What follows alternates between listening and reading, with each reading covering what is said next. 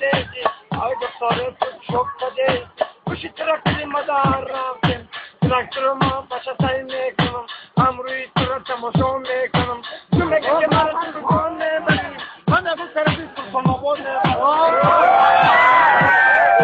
از فرمان نکن ایدی نازه در لبی چشم راحت میکنیم انا موجه میبینیم بس سلطان آباده انا میگه توی بودی مازورم ایدی نازه جان عاشق تیم نازه پیتیم مرا دیوانه کرده من عاشق تیم من عاشق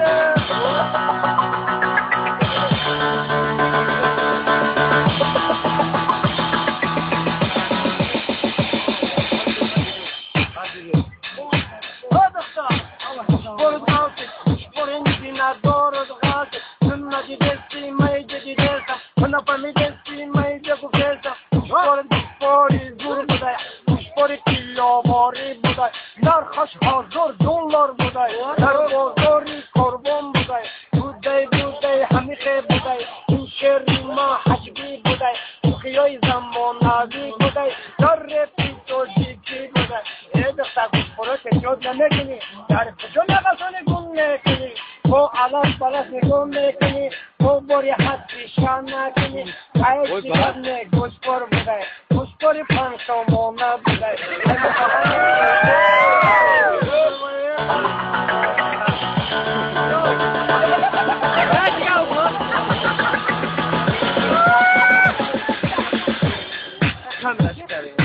جنونه خوبی کاکل درازی تو بلی نازی مرهمی رازی ای جنونه نغزیده من تو مرهمی رازی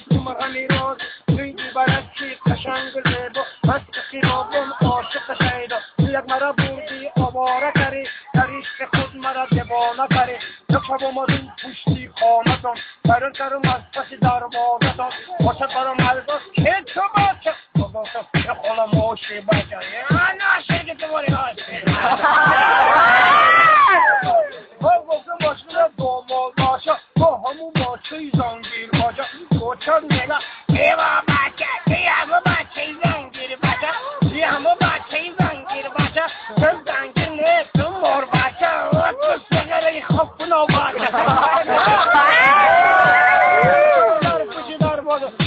خالا جان دخترت مرا پارل کرده عشق دخترت مرا آواره کرده خالا جان باور کنی یا نکنی کمی دخترت مرا دیوانه کرده خالا جان دقاق عاشق دارم خالا جان دختر تا دوست میدارم ما خوش و پیر کریم شادیانه این عاشقی شود بهانه سلامت باشید